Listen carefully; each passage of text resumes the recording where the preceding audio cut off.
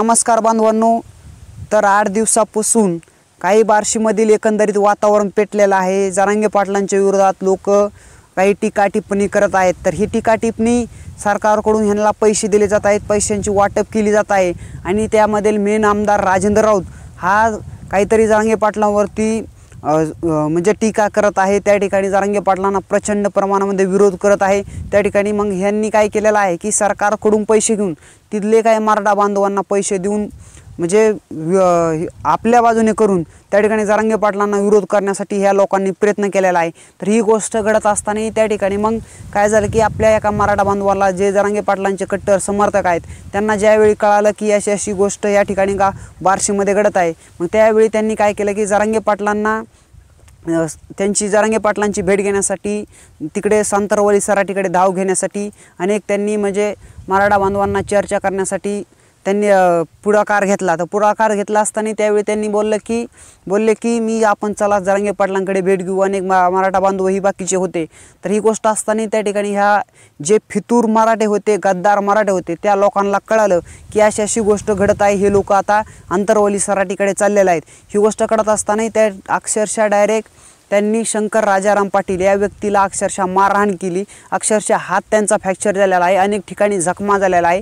ही गोष्ट घडत असताना ह्या गोष्टीचा मी पूर्णतः जाहीर निषेध करतो। अक्षरशः मी सर्व सखोल चौकशी केली, म्हणजे सामान्य पातळीवरती जाऊन मी माहिती घेतली सर्व बाबतीत कशी गोष्ट आहे, सगळं वातावरण बार्शीमध्ये कसं आहे।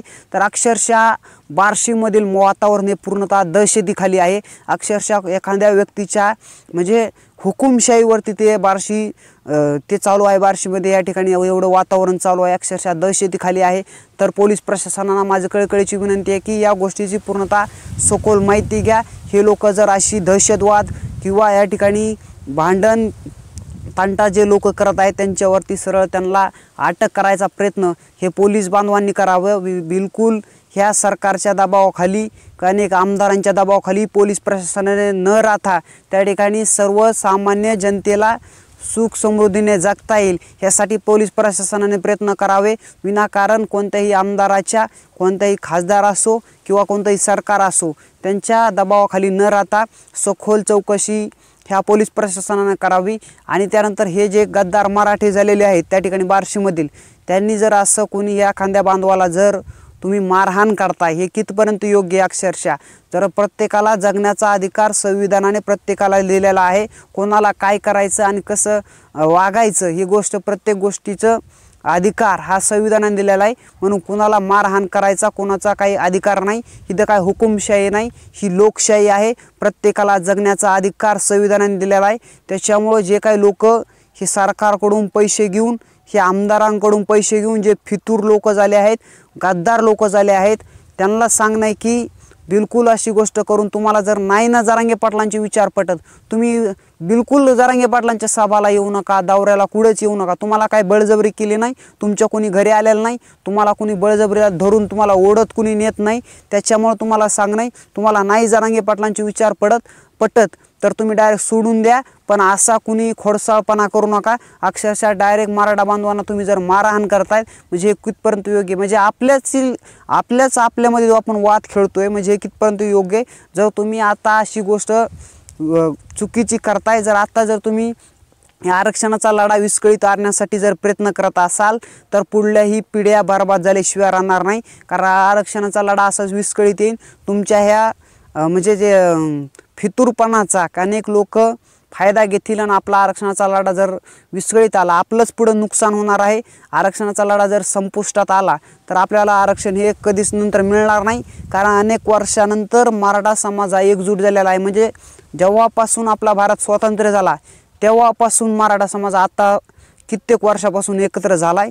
त्याच्यामुळं मराठा समाजाला, बार्शीतील मराठा समाजाला कळकळीची विनंती आहे, बिलकुल कोणत्याही आमदार असो, कोणी खासदार असो, कोणतंही सरकार असो, ते जर तुम्हाला बोलायला सांगत असेल की जरांगे पाटलांना विरोध करा तर अशी कोणतीही चुकीची गोष्ट तुम्ही करू नका।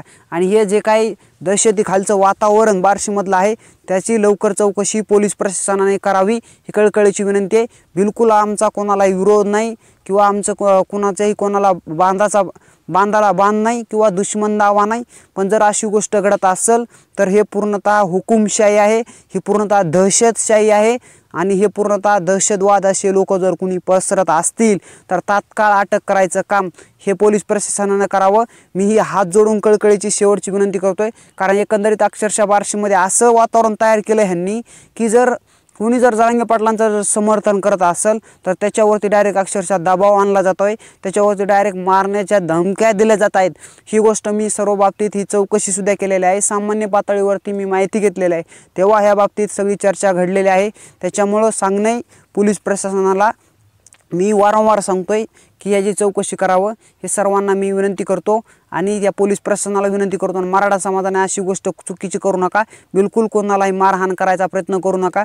कुणीही कायद्याचं उल्लंघन होणार नाही आणि कुणीही कायदा भंग होणार नाही. कुणी कायदा हातात घ्यायचं काम कुणी करू नका, अजिबात करू नका. बिलकुल ह्या राजकारणी लोकांच्या नावाखाली आपण बळी पडू नका, ही सर्वांना कळकळीची विनंती. कुठेही भांडण तंटा होणार नाही, कुठेही जाळपोळ होणार नाही. ह्या सर्व गोष्टींची दक्षता हे सर्व मराठा बांधवांनी घ्या, ही सर्वांना कळकळीची विनंती करतो आणि इथंच थांबतो. जय हिंद, जय महाराष्ट्र, एक मराठा लाख मराठा.